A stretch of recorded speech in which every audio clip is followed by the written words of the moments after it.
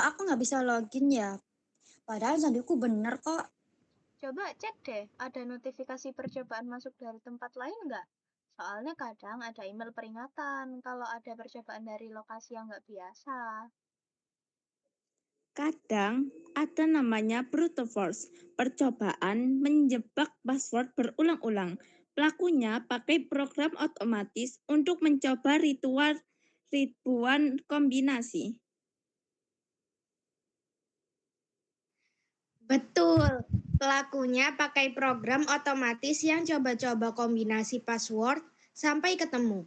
Jadi, server yang tidak membatasi percobaan rentan terhadap serangan ini.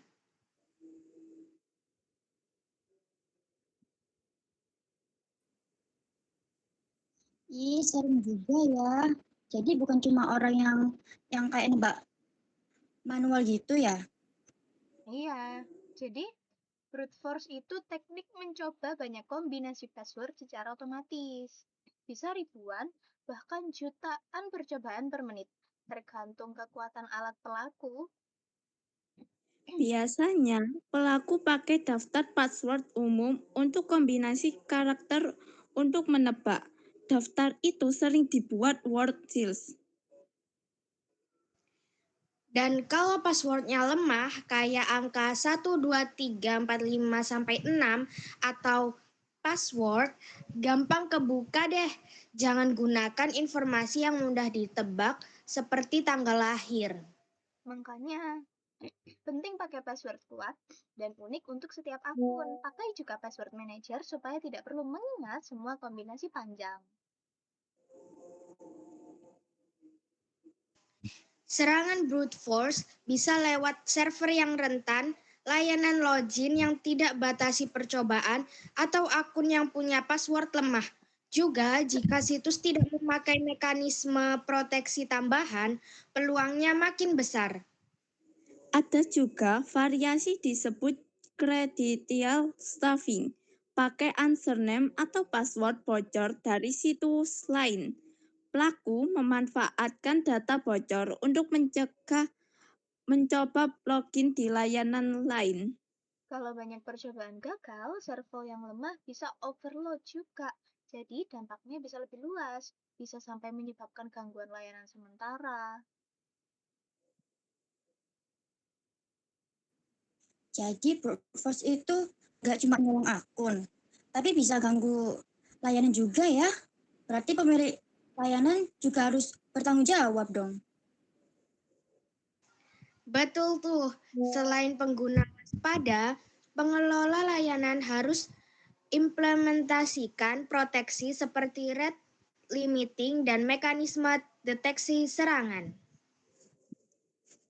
Pertama, pakai password panjang dan kompleks, seperti kombinasi huruf besar, kecil, angka, dan simbol.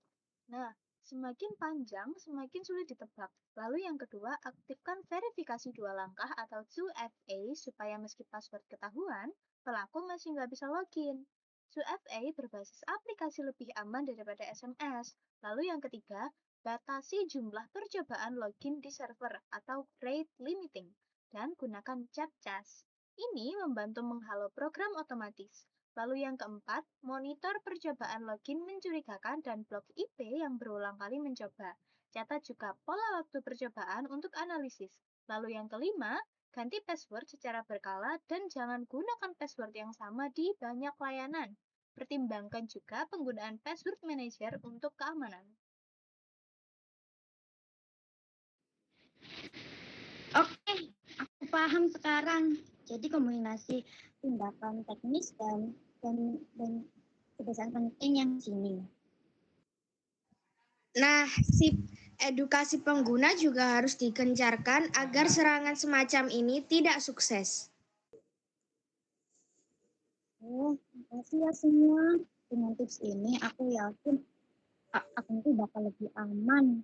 Iya, nah tapi kalau terlanjur kena, segera reset passwordnya ya, terus cek aktivitas akun, lalu laporkan ke penyedia layanan. Pastikan juga udah logout dari semua perangkat.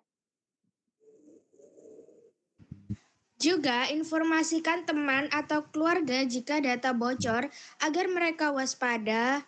Semakin cepat kita bertindak, semakin kecil dampaknya. Intinya itu pencegahan lebih baik mengobati.